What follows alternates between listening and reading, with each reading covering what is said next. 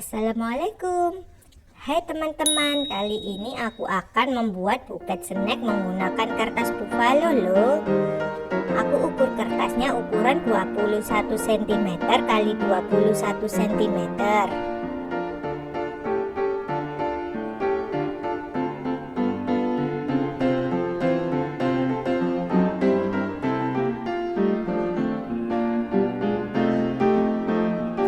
Kemudian aku gunting membentuk segi empat.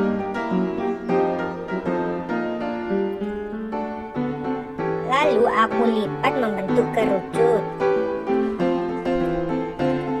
Lalu aku rekatkan pakai lem tembak.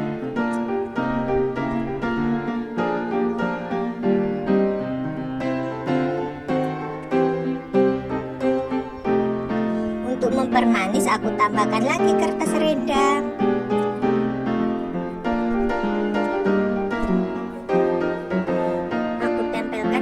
Menggunakan lem tembak.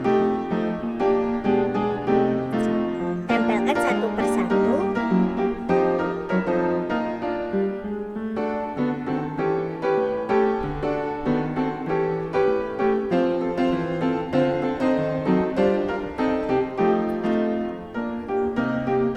Bagian depannya juga ya, agar terlihat penuh.